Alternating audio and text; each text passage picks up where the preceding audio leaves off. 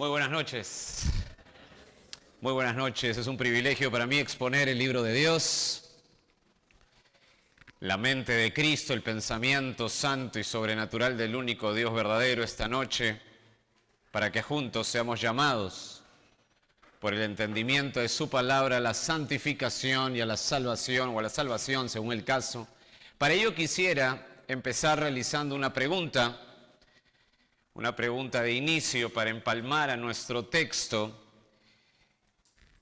¿Por qué es lógico confiar en Dios? Eso es esta noche lo que vamos a tratar. ¿Por qué es lógico confiar en Dios?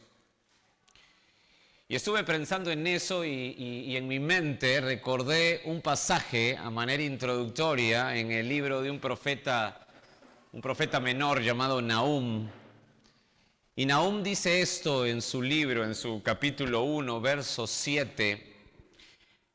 Al preguntarme por qué es lógico confiar en Dios, Nahum 1:7 dice lo siguiente: Jehová es bueno, fortaleza en el día de la angustia, y conoce a los que en él confían.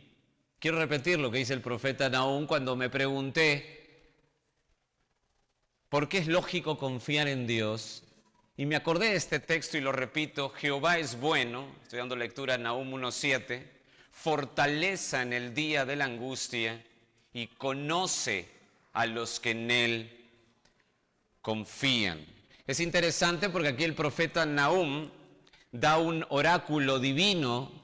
En todo el capítulo 1 está hablando de un oráculo divino de juicio, condenación, y para algo así como suavizar ese juicio y condenación, algo antagónico va a presentar, y justamente es este texto, verso 7, tanto juicio, tanta ira de Dios, tanta venganza de Dios, y aquí da como un bálsamo, refrescando y recordando que el Señor es bueno, que es fortaleza, Él mismo es fortaleza en el día de la angustia, y Él mismo conoce a los que en Él confían. Es decir, la confianza, porque es lógico confiar en Dios, bueno, porque de Él es todo. Él es la bondad, Él es el que da fortaleza, y Él es el que conoce a los suyos. Y creo que ese pensamiento se extiende en una de las porciones más famosas de la Biblia, un salmo muy cantado que quiero estudiar hoy con usted,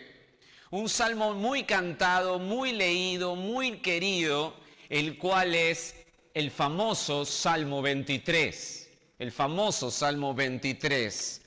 Y este Salmo 23 que quiero verlo con usted porque creo que es la ampliación de esta pregunta: ¿por qué es lógico confiar en Dios? Si usted quiere una respuesta corta, creo que Nahum 1:7 lo responde muy bien. Pero si usted quiere extender un poco el pensamiento bíblico, me parece que el Salmo 23 es una muy buena porción para comprender por qué es lógico confiar en Dios. Estudiar el Salmo 23 es una tarea que abrazo con mucho gusto. Es un salmo fascinante y les ruego por favor que vayan al Salmo 23 en sus Biblias. Es necesario que abran sus Biblias. Si no tiene su Biblia ahí, coloque su teléfono en el Salmo 23. Es necesario que abran su Biblia. Ahora, antes de leerlo, quiero que estén ahí, pero antes de leerlo, quiero ver con ustedes algunas cosas interesantes de este Salmo 23. Todos los que estamos aquí creo que han leído el Salmo 23, ¿verdad? Bueno, vamos a ver si encontramos algo que usted por ahí haya leído, pero se le ha pasado quizá, ¿verdad? Antes de leerlo, quiero ubicarlo con algunas cosas. Este salmo ha venido a ser en la historia la perla de los salmos. Usted lo sabe, muy famoso. La perla de los salmos. El predicador Charles Spurgeon, conocido como el príncipe de los predicadores, dijo sobre este salmo lo siguiente: se puede afirmar de este canto deleitoso que si su piedad y su poesía son iguales, su dulzura y su espiritualidad son insuperables. Fin de la cita. Insuperables. Es curioso que este Salmo 23 está colocado a los pies del Salmo 22. Y aunque parezca algo muy sencillo, ¿verdad? Antes es el Salmo 22. El Salmo 22, si usted va armando esto, El Salmo 23 está a los pies del Salmo 22.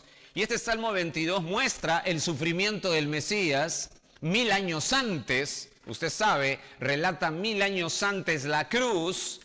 Por ejemplo, algunos textos ahí del Salmo 22, ya que está al costadito. Por ejemplo, Salmo 22, verso 1. Dios mío, ¿por qué me has desamparado? ¿Por qué estás tan lejos de mi salvación y de las palabras de mi clamor?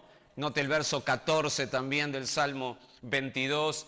He sido derramado como aguas y todos mis huesos se descoyunturaron, mi corazón fue como cera, derritiéndose en medio de mis entrañas. Verso 15, como un tiesto se secó mi vigor, mi lengua se pegó a mi paladar, me has puesto en el polvo de la muerte. Verso 16, porque perros me han rodeado, me han cercado cuadrilla de malignos, horadaron mis manos y mis pies. Es decir, el Salmo 22 describe 1000 años antes, escuche esto, la cruz, como usted sabe, y el Salmo 23 está a los pies de este Salmo 22. Y de pronto, después del Salmo 22, que habla de esta terrible escena, va a encontrar usted el Salmo 23, que es un salmo de deleite. Después del sufrimiento terrible viene un salmo de deleite, que es el Salmo 23, de confianza, al más alto esplendor. Y claro, podríamos quedarnos ahí y empalmar en el Salmo 23, pero hay un dato más. El Salmo 24 va a presentar la entrada del rey a la gloria. Note el orden, note esta trilogía entre el Salmo 22, 23 y 24. Note el verso 7, si fuera tan amable, el Salmo 24, ya que también está por ahí. Alzad puertas vuestras cabezas y alzad vosotros puertas eternas, y entrará. ¿Quién entrará? Dice ahí, el Rey de Gloria. ¿Quién es este Rey de Gloria? Jehová el fuerte y valiente, Jehová el poderoso en batalla. Esta trilogía es bien interesante, ¿no? Salmo 22 habla del sufrimiento, ahí no hay ningún tipo de descanso, no hay ningún tipo de gozo. El Salmo 23 se ve claramente el deleite y la confianza, y el Salmo 24 en esta trilogía cierra con la entrada del rey a la gloria, solamente para que lo note, para que vea qué importante es la posición de los salmos. Ahora, hablando del Salmo 23, este salmo es como el sol en medio de las estrellas, pues refleja con toda fuerza la confianza en el Dios único que cumple, escuche, cumple sus promesas. Un autor dice que este salmo es una de las 7 maravillas del mundo literario. Eso me gustó, me encantó. Es muy famoso, quizá la más famosa porción de la Escritura, pues es un salmo que lo recitan tanto los que aman a Cristo como los que no aman a Cristo. Este Salmo 23 es recitado por muchos, por muchos. Este salmo, si usted lo tiene ahí, se le atribuye a David desde el inicio, personaje central en el Antiguo Testamento. Como recuerda, y estoy hablando del personaje de David, este salmo fue escrito por David, según el Salmo 23 al inicio, dice ahí, Salmo de David. Como recuerda, no solo fue el rey de Israel, el cual Dios dijo que era el hombre, ¿cómo le dijo a David? El hombre conforme a su corazón, pues cuando el primer rey de Israel, Saúl, mostró abiertamente su desobediencia a Dios, el Señor dijo en 1 de Samuel 13:14, no tiene que ir ahí, solo anotarlo o escuchar, 1 de Samuel 13:14 dijo, mas ahora tu reino no será duradero, le dice a Saúl, Jehová se ha buscado un varón conforme a su corazón, al cual Jehová ha designado para que sea príncipe sobre su pueblo, por cuanto tú no has guardado, le dice otra vez a Saúl, lo que Jehová te mandó. Y no solo eso, sino que David fue el personaje clave para reiterar el pacto incondicional de Dios a su pueblo Israel. En segundo de Samuel 7:16, usted lo puede anotar, ahí reitera el pacto incondicional de Dios a su pueblo, segundo de Samuel 7:16, y será firmada tu casa y tu reino para siempre, le dice a David, delante de tu rostro, y tu trono será estable, escuchen, eternamente. Tremenda promesa del pacto davídico, continuación, por supuesto, al pacto abrámico. Acá se le promete casa, reino y trono, es decir, es la continuación del pacto abrámico, el cual es, el pacto abrámico es como así decirlo, es el papá de los pactos, ¿ok? Es el papá de los pactos, garantizando que Israel será restaurada en el futuro y su reino será estable. Pero no solo eso participa David, sino que este personaje que va a escribir este Salmo 23 utiliza a Dios para mostrarnos que es un genuino arrepentido. Lo utiliza Dios para este salmo, sabiendo que David es un genuino arrepentido después de haber caído en lo más bajo del pecado. En el Salmo 32:5, por ejemplo, David dice: mi pecado te declaré y no encubrí mi iniquidad. Dije: confesaré mis transgresiones a Jehová, y tú perdonaste la maldad de mi pecado. Pero no solo eso, también David, para escogerlo, para que escriba el Salmo 23, también, y esto es maravilloso, fue tomado por Dios para ser rey desde los campos. ¿Se acuerda de eso? David fue tomado por Dios para ser rey de Israel, de su pueblo, pero fue tomado desde los campos. Como usted sabe, David, ¿qué cosa era? Pastor de ovejas. Usted sabe la historia, cuando Goliat amenazaba al pueblo de Dios, nadie quería enfrentarlo, ¿se acuerdan? Al grandulón Goliat. Hasta que David tomó esa responsabilidad. Y escucha lo que le dice el rey Saúl en 1 de Samuel 17:34. 1 de Samuel 17:34 le dice el rey Saúl a David: David respondió a Saúl, tu siervo era pastor, le dice David a Saúl, pastor de las ovejas de su padre, y cuando venía un león, le explica al rey Saúl, o un oso y tomaba algún cordero de la manada, salía yo tras él. Él salía a perseguir al oso y al león. Salía yo tras él y lo hería y lo libraba de su boca. Y si se levantaba contra mí, yo le echaba mano de la quijada y lo hería y lo mataba. O sea, era un pastor fuerte, ¿eh? Fuerte. Era un pastor experto, comprometido y valiente, ¿verdad? Y esto es importante, porque si yo quisiera hacer un paralelo, a ver qué le parece esto. Eso estuve pensando. Todos estos datos para mí son muy importantes para entrar al Salmo 23, porque si yo quisiera hacer un paralelo del cuidado de Dios por los suyos, con el cuidado que tiene un pastor por sus ovejas, ¿a qué personaje usted hubiera elegido para que haga el Salmo? A David. Con todas esas credenciales era obvio que era el personaje clave para hacer esta analogía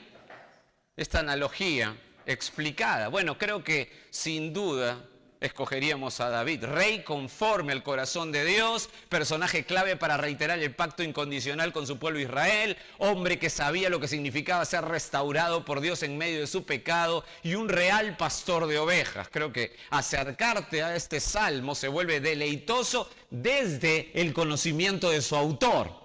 Es como que encaja exactamente que el Salmo 23 lo tiene que hacer David. Eso es lo que quiero demostrar o defender mi punto. Se vuelve deleitoso desde su autor. Pues nos va a explicar en el Salmo 23, el rey David, el pastor de ovejas David, nos va a explicar por qué es lógico, hay una lógica en confiar en Dios. ¿Por qué es coherente? Me encanta eso. ¿Por qué es coherente para los suyos estar seguros en el Señor? No es una explicación emotiva, aunque es imposible leer el Salmo que no afecte fuertemente nuestras emociones, sino es un cántico, en realidad es un cántico racional lo que va a hacer David aquí. Racional, argumentativo y poderoso de lo que Dios es para su pueblo. Entonces la pregunta es, ¿por qué es lógico confiar en Dios? Y eso es lo que quiero responder en estos minutos que nos quedan utilizando esta porción maravillosa del Salmo 23. Permíteme dar lectura al Salmo 23 que usted conoce, pero igual hay que leerlo bien, meditarlo bien, observarlo bien y trabajar bien este texto. ¿Amén hasta ahí, hermanos? Estudiamos entonces la Biblia, Salmo 23. Damos lectura. Jehová es mi pastor, nada me faltará. En lugares de delicados pastos me hará descansar. Junto a aguas de reposo me pastoreará, confortará mi alma. Me guiará por sendas de justicia por amor de su nombre. Aunque, dice el verso 4, ande en valle de sombra de muerte, no temeré mal alguno porque tú estarás conmigo. Tu vara y tu cayado me infundirán aliento. Aderezas mesa delante de mí en presencia de mis angustiadores. Unges mi cabeza con aceite, mi copa está rebosando. Ciertamente el bien y la misericordia me seguirán todos los días de mi vida, y en la casa de Jehová moraré por largos días. Moraré por largos días. Bueno, usted conoce el Salmo y como dije, ¿qué le parece si juntos vamos deshojando esto? Y como usted lo conoce, creo que va a ser mucho más fácil y lindo conocerlo un poquito más, un pasito más. Ya dimos lectura, ahora permíteme darte mi propuesta para este Salmo. Mi propuesta para este Salmo. Déjame darle 4 motivos. 4 motivos que me responderán por qué es lógico confiar en Dios y que al entendernos nos animarán en los momentos de aflicción. 4 motivos que nos responderán o que me responderán por qué es lógico confiar en Dios y al entenderlos nos animarán en los momentos de aflicción. Primer motivo, ¿por qué es lógico confiar en Dios? Primer motivo, por su nombre, verso 1a, por su nombre. Segundo motivo, de 4, por su cuidado, verso 1b al 3. Por su cuidado, verso 1b al 3. Tercer motivo, porque es lógico confiar en Dios, por su soberanía, verso 4. Y el cuarto motivo, de 4, por su promesa, versos 5 y 6. Repito, ¿por qué es lógico confiar en Dios, el Dios de la Biblia? ¿Por qué es lógico confiar en el Señor? Primero, por su nombre, por su cuidado, por su soberanía y por su promesa. Espero que tengan el bosquejo, eso nos va a ayudar, igual yo se los voy a repetir, pero quiero ir paso a paso en esta porción tan magnífica que bendice tanto, ha bendecido tanto y seguirá bendiciendo tanto porque es la infalible e inerrante palabra de Dios. Vamos a lo primero. Primer motivo, ¿por qué es lógico confiar en el Dios de la Biblia? Primer motivo, por su nombre. Note el verso 1a. Jehová es mi pastor. Deténgase ahí. Hay tanto aquí, amados. Pose su mirada en el texto, por favor. Jehová, el término ahí es Yahweh, Yahweh. O sea, es el yo soy del Éxodo capítulo 3, Yahweh. Significa el Dios que guarda el pacto. Significa el Dios que siempre cumple lo que dice. Escuche por favor. Significa el autosuficiente Dios. El autosuficiente Dios. Atiéndame. Es el Dios que ama con amor leal y fiel a su pueblo. ¿Escuchó? Es el Dios que ama y expresa amor leal y fiel a su pueblo. Este salmo, si usted entiende esto hasta aquí, este salmo no aplica para las personas que no quieren a Cristo y su palabra. ¿Ok? Este Salmo 23, a pesar que lo pueden citar muchas personas fuera del compromiso con Cristo, fuera de la iglesia, y personas inconversas y paganas, déjenme decirles que estas personas no aplican para entender ni para tomar las promesas de este salmo. No se puede. Este salmo no tiene eficiencia para los que no quieren someterse a la palabra de Dios. No tiene eficiencia. Si no hay una relación real, íntima, salvífica y personal con Jesucristo, por favor entiéndame bien, el Señor no es su pastor. No es su pastor. Esto se resume en un ardor por su verdad. Si realmente el Señor es nuestro pastor, se resume en un ardor por su verdad. Queremos conocerle. Tenemos en este mundo pervertido la idea que Dios es pastor de todos. Y esa es una idea que tenemos en general, sobre todo por la religiosidad, la religión tradicional. Que el Señor es el Padre espiritual de todos, es el protector y guía de todos. Toda persona que se siente con problemas siempre acude a Dios, como si fuera Dios el Padre espiritual de todos y el pastor de todos. Amados, eso es falso. Jesús, hablando a los fariseos, le dijo en Juan 10:26, solo anótelo, Juan 10:26, Jesús dice: pero vosotros no creéis porque no sois de mis ovejas. Bueno, creo que Jesús es claro. A los judíos, a los religiosos les dijo: ustedes no creen simplemente porque no son de mis ovejas. Como os he dicho, mis ovejas oyen mi voz, yo las conozco, ¿y qué hacen ellas?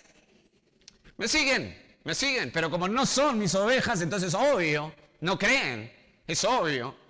Mis queridos, ¿en verdad le seguimos? ¿En verdad arde nuestro corazón por su palabra? Si no es así, usted está sin pastor. El que no arde por la verdad en su corazón está sin pastor. Acá no hablamos de emotividades, acá no hablamos de sensaciones o lo que puedas percibir. Acá hablamos de la objetividad de arder tu corazón por el conocimiento y la aplicación y la obediencia a la palabra de Dios. O sea, si eso pasa en un corazón, no es oveja del pastor. Y cuando uno no es oveja, puede ser, según la Biblia, si uno no es oveja, ¿qué cosa puede ser? En primer lugar, puede ser cabrito. Mateo 25, hablando del juicio a las naciones, en el retorno de Cristo, dice en el verso 33 de Mateo 25, y pondrá las ovejas a su derecha y los cabritos a su izquierda. Los cabritos, alusión directa a la separación entre los creyentes y los no creyentes, los miembros del cielo y los que van al infierno. Alusión directa. Ahora, si no eres oveja, entonces puede ser cabrito, o también puede ser un lobo, ¿verdad? Puede ser un lobo. Jesús le advirtió a sus discípulos que este mundo está lleno de lobos. Eso lo vimos también en Mateo, o sea, de gente que no quiere a Cristo y su palabra, sino su propia justicia personal, su propio estándar, ¿no? Con apariencia de piedad, su propio estándar inventado. Lucas 10:3, por ejemplo, dice: id, he aquí que yo os envío como corderos en medio de lobos.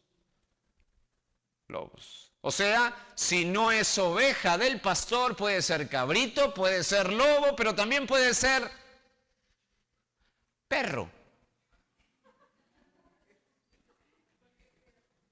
Apocalipsis 22:15 dice: mas los perros estarán fuera, y los hechiceros, los fornicarios, los homicidas, los idólatras y todo aquel que ama y hace mentira.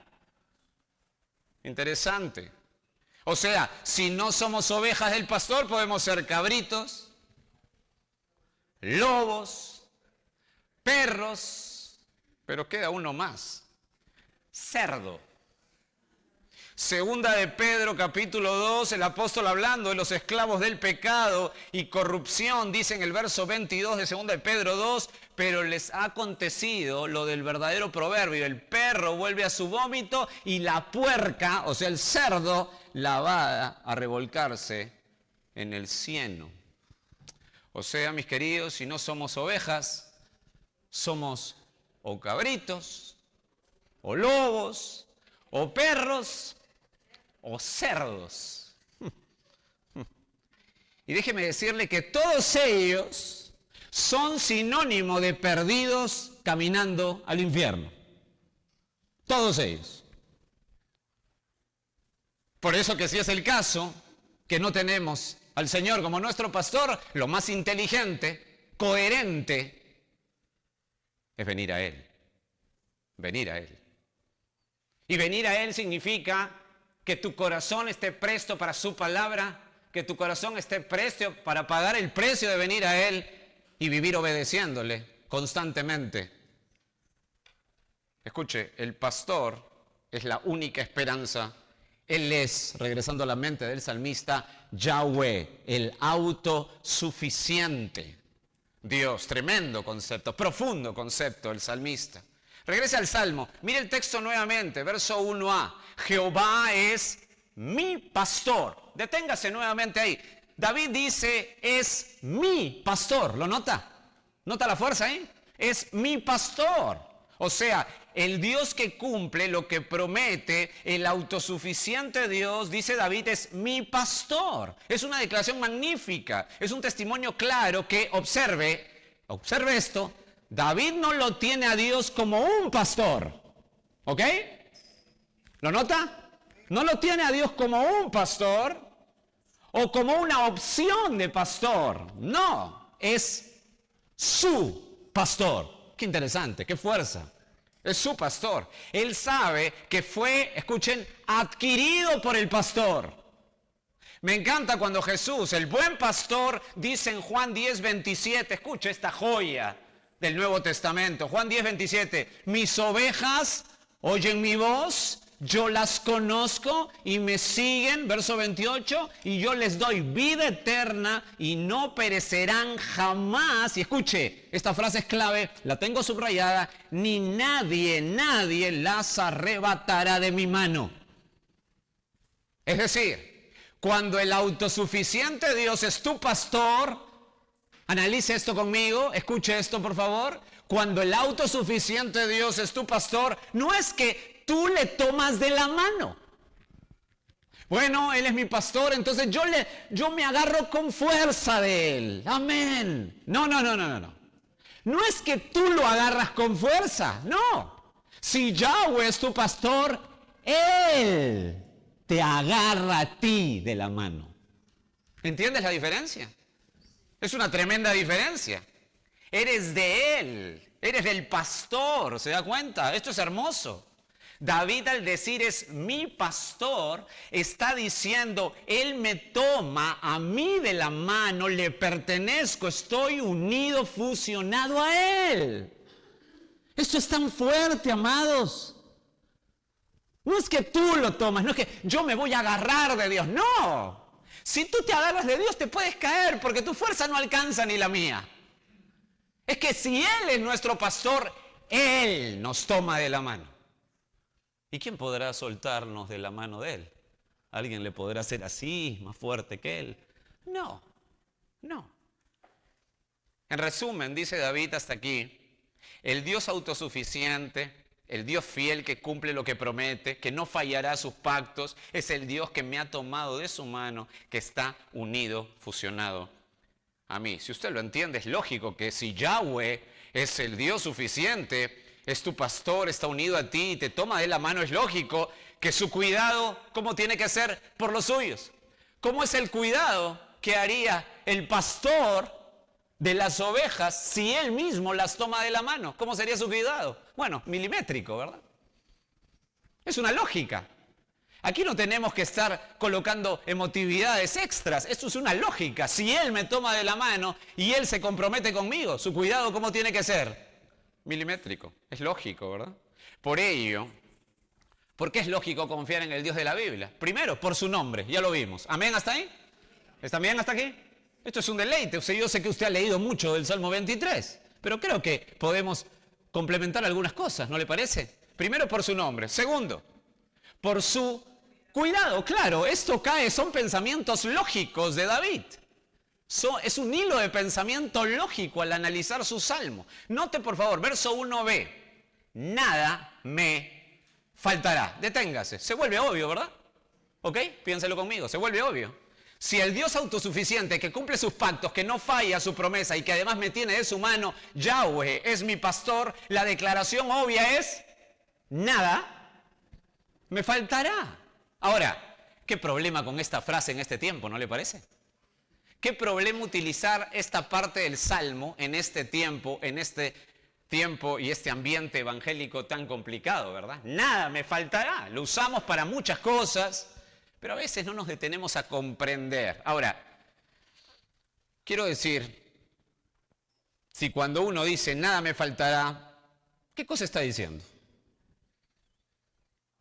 Voy a tener mucho dinero, me va a sobrar. Voy a sacar la billetera y, bueno, yo no tengo ni billetera, pero digo, voy a tener mucho dinero. Que la enfermedad no me va a llegar. Nada, me va a faltar. Siempre voy a estar sano.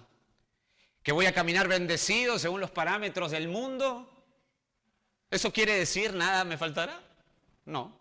La palabra nada, aquí en el Salmo, verso 1b, está definido en el mismo texto. No olvide que lo que hace David, ¿qué cosa está haciendo David? Él era un pastor de ovejas, ¿se acuerda? Lo que hace David es una analogía entre el cuidado de Dios a los suyos, es decir, a sus ovejas, y el cuidado de un pastor de campo a sus ovejas. Eso es lo que está haciendo David. Recordará que David había sido pastor de campo, eso ya lo he dicho, pero igual en 1 de Samuel 16:11, ahí también tiene otra referencia, 1 de Samuel 16:11. Pero el punto es que nada se define por el cuidado. Escuchen lo que le digo. Nada se define por el cuidado. En primer lugar, ¿de qué? ¿Cuidado de qué? Primero, note por favor, verso 2, la parte A. En lugares de delicados pastos me hará descansar. Ahí tiene el primer cuidado. ¿A qué se refiere? Un pastor de campo lo que hacía era llevar a sus ovejas a un lugar donde ellas tuvieran, ¿qué cosa? Pastos, o sea, ¿qué cosa? Pastos. O sea, la aplicación es que Dios te va a llevar al parque para que comas pasto. ¿Eso es lo de la aplicación? No, pues. Haga la analogía. Lleva a las ovejas a un lugar que tuviere, ¿qué? Alimento. Muy bien. Alimento. Y que ellas estén tranquilas porque es un lugar donde hay provisión. La frase delicados pastos habla de que pueden descansar con tranquilidad. ¿Por qué? Porque hay comida, es lo que quiere decir. Un pastor de campo tenía que hacer eso, porque hay comida. Ahora, ¿cuál es el paralelo si es que entiendo el principio? Si entiendo lo que está hablando David, ¿cuál es el paralelo? Escuche, si el autosuficiente Dios es su pastor, o sea, Él lo tiene de su mano, usted tendrá seguro, en primer lugar, ¿qué cosa?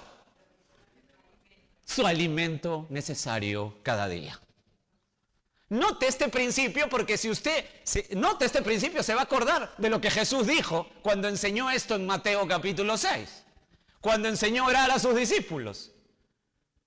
O sea, no es que se lo inventó ahí, sino que los principios los trae de la Escritura, porque es su palabra. Y no solo eso, no solamente el alimento necesario. Mire el texto nuevamente en el Salmo, verso 2b. ¿Junto a qué? Aguas de reposo me pastoreará. Creo que con esto tenemos la idea completa. Note, ¿qué le parece? No solo alimento, sino también ¿qué? Bebida, ¿verdad? O sea, podría ser Coca-Cola también, ¿no? De paso un cherry, ¿no? Podría ser, o sea, lo que quiero decir es que aquí habla de alimento y bebida. Ahora, piense conmigo, hablar de alimento y agua es hablar de ¿qué? Necesidades ¿qué?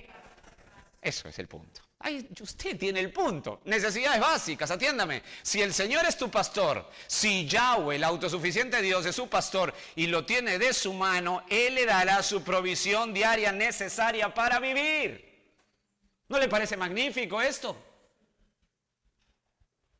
Mire el texto, nuevamente, es impresionante. Verso 2, nuevamente. En lugares de delicados pastos me hará descansar, junto a aguas de reposo me pastoreará. Note, en el verso 2 dice descansar, note ahí, y al final reposo. ¿Lo ve ahí? ¿Sabe lo que quiere decir David? Descansar, reposo. ¿Sabe lo que quiere decir? Descanse, repose. ¿Sabe lo que quiere decir? Lo que quiere decir es que esto es seguro. Esto no es una bromita. Esto es seguro. Esto es seguro. La provisión material básica que viene de Dios mismo es para los suyos segura. ¿No le gusta esto? Esto me fascina. Esto no da reposo. Esto no da descanso. La gente, los paganos, los inconversos en el mundo viven día a día y se mueven porque quieren conseguir más y más y más y más. Dios le dice a los suyos, a sus ovejas, tranquilos, reposen, descansen, porque yo les voy a dar lo básico necesario cada día. Wow.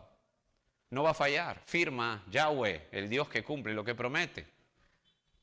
¿Se acuerdan lo que, utilizando este principio, yo creo que ya se acuerda, lo que dice Jesús en Mateo 6:25? Ahora lo vamos a entender muchísimo mejor.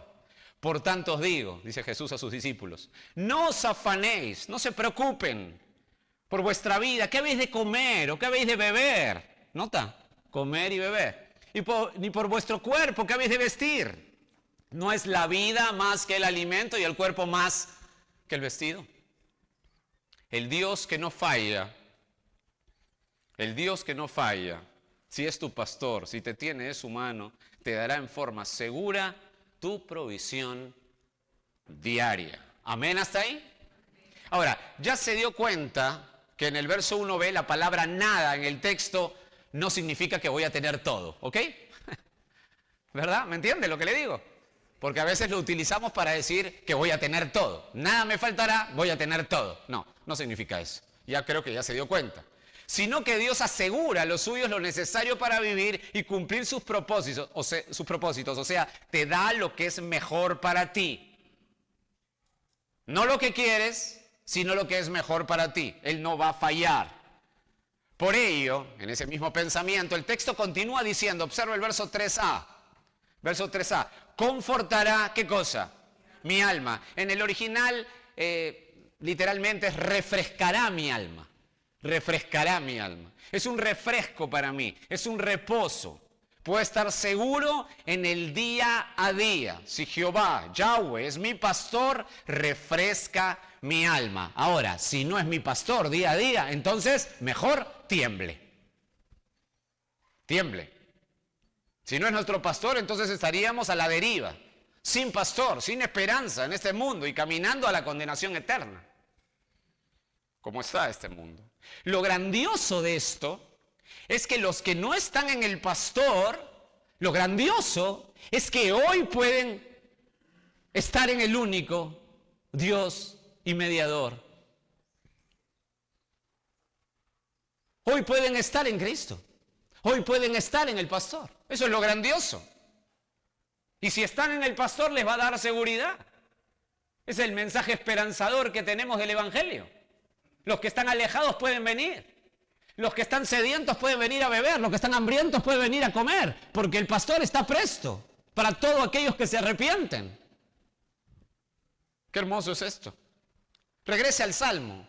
Seguimos en la palabra nada. Nada se define por el cuidado. En primer lugar, ¿de qué? De darte. ¿Se acuerdan? Lo primero que vimos, el cuidado de darte. Necesitas, muy bien, lo que necesitas cada día para vivir. Lo básico para vivir. Eso ha prometido. Segundo, mire el texto, verso 3b. Me guiará por sendas de justicia por amor de su nombre. Es decir, no solo el pastor de campo, no se olviden la analogía, para seguir con la analogía de David, lleva sus ovejas a un lugar correcto para ser alimentadas, sino que el pastor guía constantemente a sus ovejas a las mejores sendas, ¿verdad que sí? Claro. El paralelo es claro. Si Yahweh, otra vez, el Dios autosuficiente es mi pastor, es decir, me toma de su mano, entonces Él me guiará siempre. ¿Escuchó? ¿Escuchó? Él me va a guiar siempre. ¿Y por qué senda quiere Dios guiarme? Verso 3, sendas, muy bien, de justicia. ¿Qué es eso? ¿Qué es eso? Bueno, me quiere guiar por caminos de santidad, ¿ok? Siempre. Siempre. El Señor jamás lo guiará por el pecado. Jamás lo guiará por el pecado.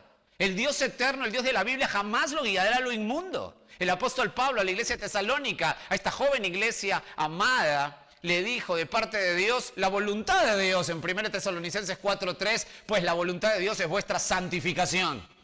Jamás te va a guiar al pecado. Es claro, el Señor autosuficiente, el que no falla en lo que promete, el que te toma de la mano, si es tu pastor, Él te proveerá lo necesario, lo que tú necesitas y te guiará a la santidad. Siempre, siempre. Ahora, una pregunta. ¿Por qué Dios le promete eso a David? Es decir, ¿por qué lo hace? ¿Por qué haría eso? ¿Por qué le promete esas cosas tan maravillosas? ¿Será que David es un hombre que no peca? ¿Será que David es un superhombre, tremendo hombre? ¿No falla, no peca? ¿Será que David es un hombre especial, dotado, diferente? ¿Cuál es la respuesta? No. Por lo mismo, ¿sabe por qué le promete esto? Por lo mismo que lo hace con usted y conmigo, si es suyo. Mire el texto, verso 3 al final. Me encanta esto. Por amor de su nombre. ¿Lo nota? ¿Pueden notar eso? ¿Están ahí? Por amor de su nombre. O sea, lo hace para su gloria. Amados, todo apunta para su gloria.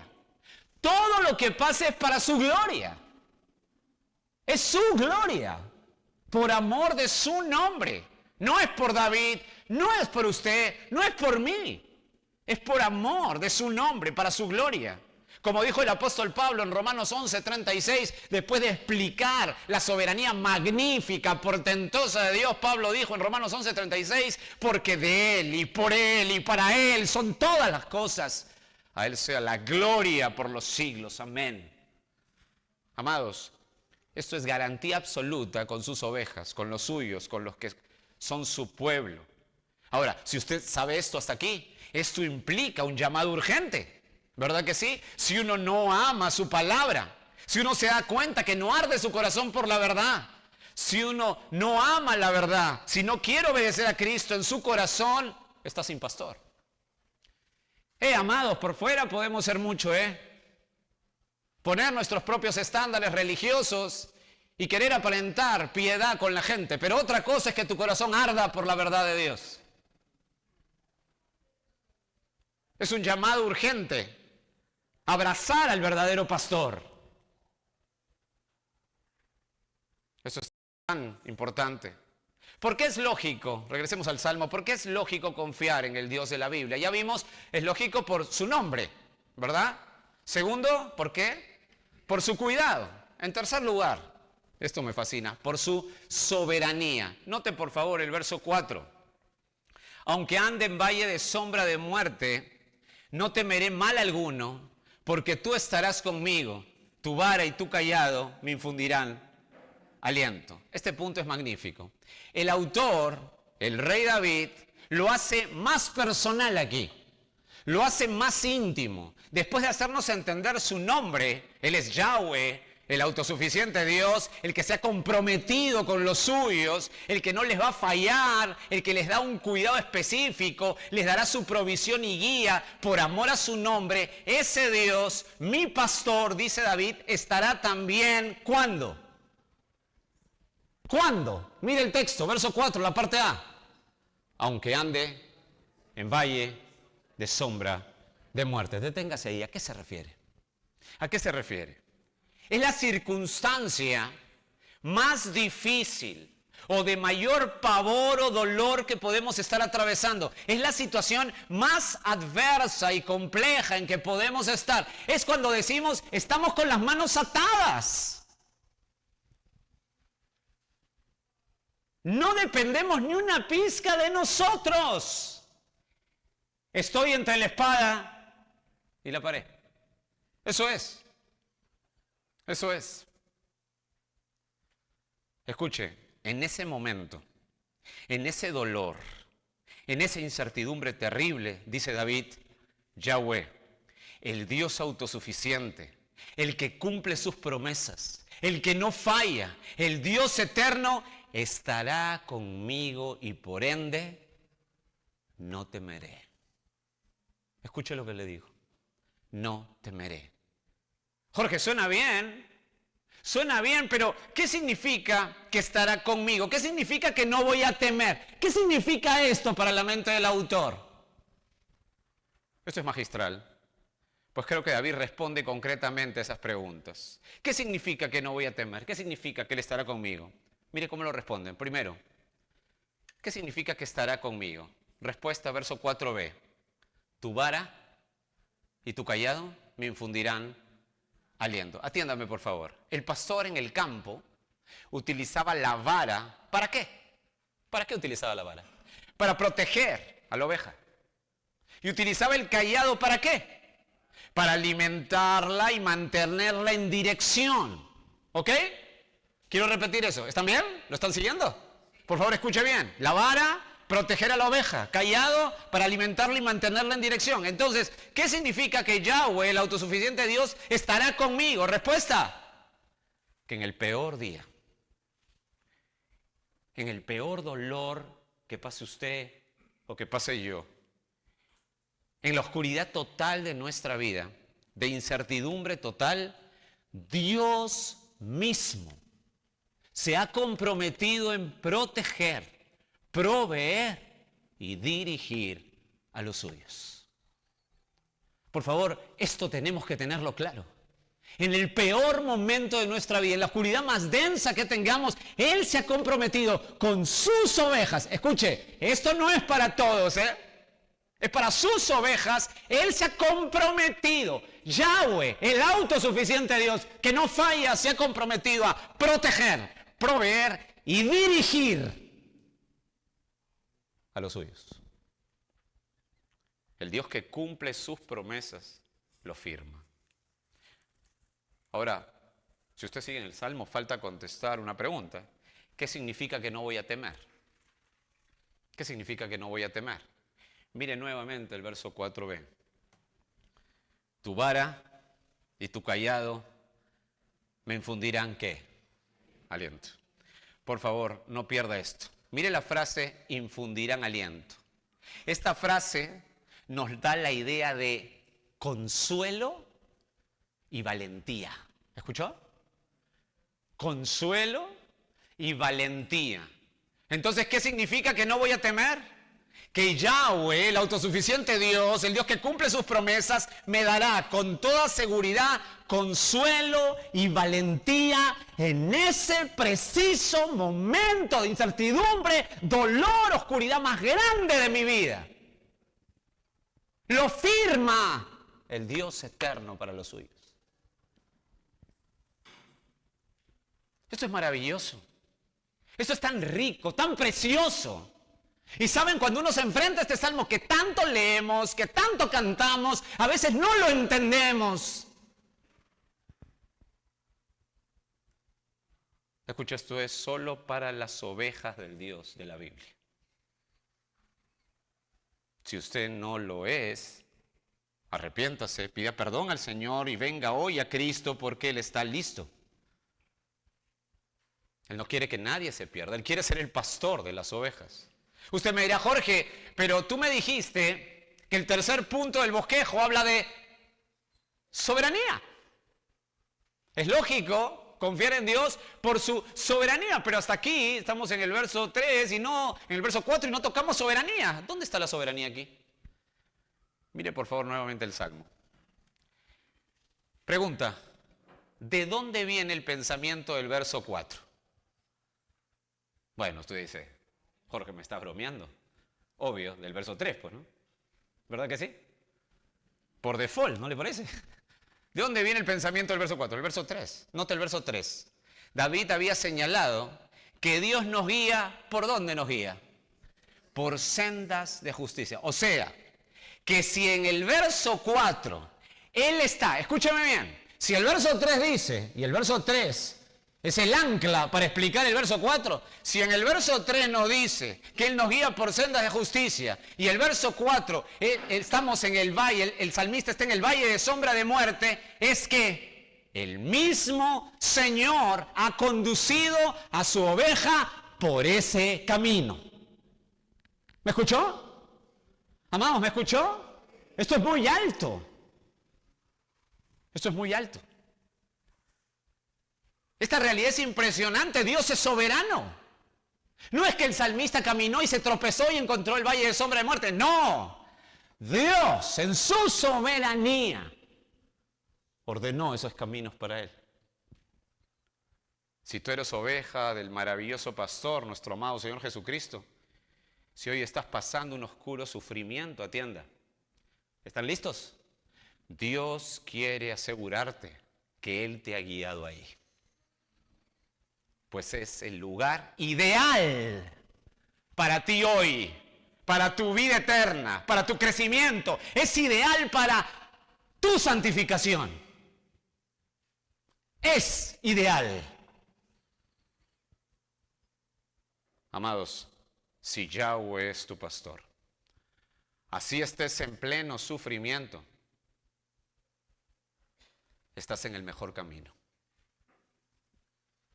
en la mejor senda, pues Él no se equivoca. Él sabe lo que hace con los suyos. Él es soberano. Qué seguridad, qué poder, qué majestad. Esto debe estallar para las ovejas del pastor, debe estallar en gratitud. ¿Cómo puede estar alguien sin pastor escuchando esto? ¿Cómo puede preferir estar atado al apestoso mundo que el señorío de Cristo en su vida. ¿Cómo puede el mundo preferir el lodo a los pastos frescos? ¿Cómo puede preferir andar a la deriva que bajo la vara y el cayado el único pastor que salva, de mi amado Señor Jesucristo? Porque es lógico confiar en el Dios de la Biblia. Ya vimos. En primer lugar, por su nombre, primer motivo. Segundo, por su cuidado. Tercero, por su soberanía. Cuarto y último motivo, por su promesa. Note el verso 5. Aderezas mesa delante de mí en presencia de mis angustiadores. Unges mi cabeza con aceite, mi copa está rebosando. Verso 6. Ciertamente, el bien y la misericordia me seguirán todos los días de mi vida, y en la casa de Jehová moraré por largos días. Deténgase ahí, mire el texto. Aderezas mesa. O sea, ¿qué significa eso? Preparas la mesa. Tú preparas la mesa. David presenta la figura de un banquete. ¿Está bien? Un banquete. Pero prepara la mesa, la figura de un banquete, pero en presencia ¿de quién? Note el texto. De sus enemigos. Esto es maravilloso. Es decir, banquete en medio de los que le causan dolor. Y en medio de ello, note, en medio de esa escena, note el texto. Unges mi cabeza con aceite. Esto es símbolo en la Biblia de bendición. ¿Escuchó? Esto es símbolo de bendición. Escucha esta promesa magnífica de Yahweh, el autosuficiente Dios. En medio del dolor, en medio de las dificultades, tendré gozo y bendición. Firma el pastor de pastores, Cristo. ¡Qué tremendo! ¡Qué tremendo! Siga, verso 5 al final. Mi copa, ¿cómo está? Rebosando. ¿Escuchó? O sea, escuche, no es gozo, bendición tenue. ¿Ok? Si no es un poder sobrenatural en medio del dolor para sobreabundar en bendición de tu vida. ¡Wow! En medio de la oscuridad, de la aflicción más grande que puedas pasar, lo firma Yahweh.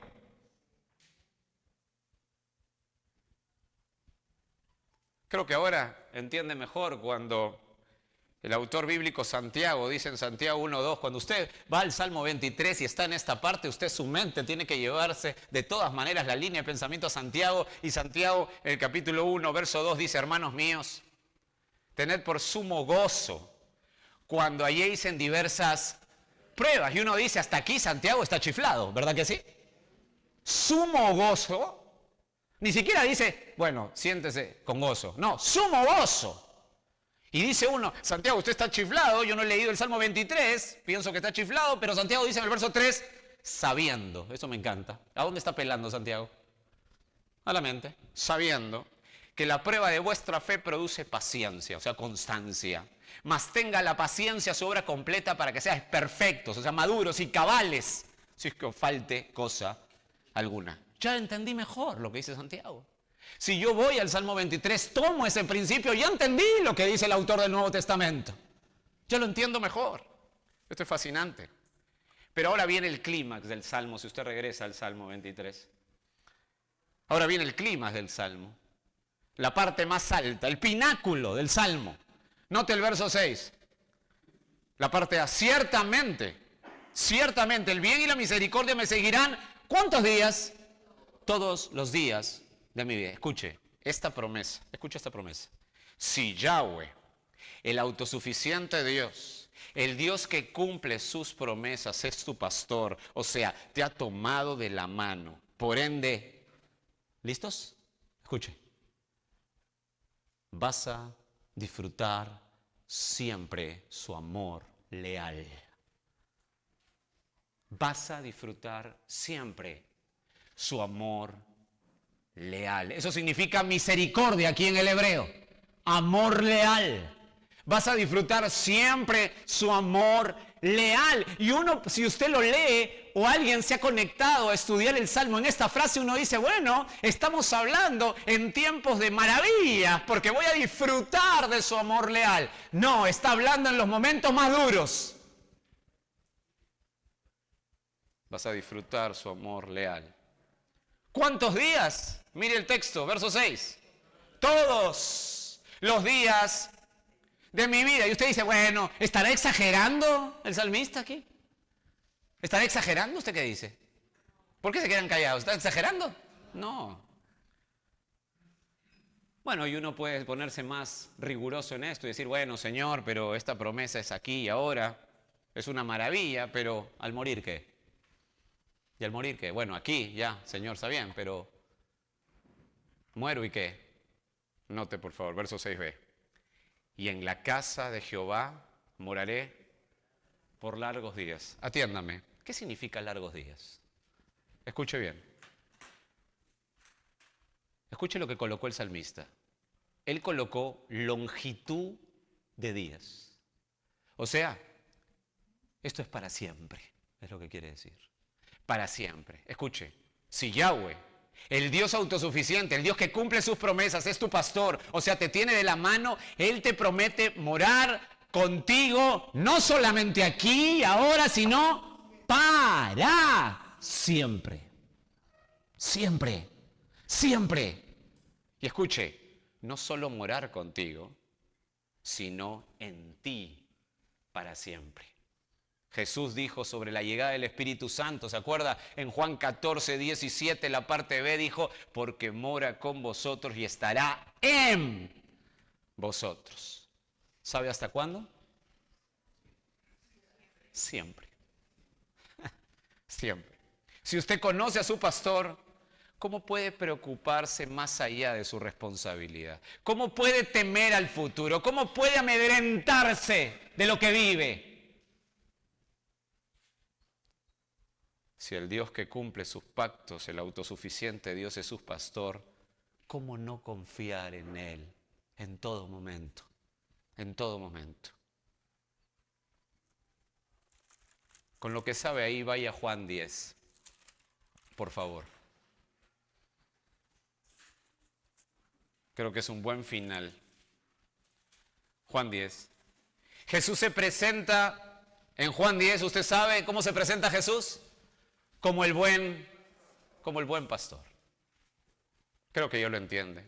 Y hace, escuche esto, en Juan 10, esto es fascinante, me encantaría tener más tiempo de esto, pero en Juan 10, Jesús hace una exégesis de Él mismo. Él hace una exégesis de Él mismo. Jesús predica de Jesús. Predica en ese capítulo de su muerte y su resurrección. Y lo curioso es que le predica a gente perdida, a pseudo pastores asalariados, y les clarifica la única oportunidad que tienen. Note Juan 10:11. Yo soy. ¿Qué cosa es Él? El buen pastor, y el buen pastor su vida da por las ovejas. Esta es, escuchen, por favor, esta es la cuarta vez de 7 veces. 4 de 7, esta es la cuarta de 7 veces en el Evangelio de Juan que Jesús dice, yo soy, presentándose como el Dios eterno, presentándose como Dios. Es el punto más alto. Este yo soy de Juan 10 es el punto más alto. Lo ha dicho 3 veces antes, en Juan 6:35, en Juan 8:12, en Juan 10:9 y lo dice acá, en Juan 10:11. Y después lo va a decir en Juan 11:26, Juan 14:6 y Juan 15:5. Ahora, ¿por qué sabemos que este 10:11 es la punta de la pirámide aquí? Porque aquí se refiere a la cruz. Aquí se refiere a la cruz en Juan 10:11. Todo apunta a la cruz. La cruz no fue una acción fortuita, sino una cita divina. El buen pastor, nuestro amado y glorioso Jesús, fue a una cruz a morir terriblemente por los suyos, a ser destrozado y al tercer día resucitar. ¿Para qué? Para que los que crean en Él vivan seguros para Él. ¿Por qué es lógico confiar en el Señor? Por su nombre, por su cuidado, por su soberanía y por su promesa. Ya los retuve mucho tiempo. Oramos.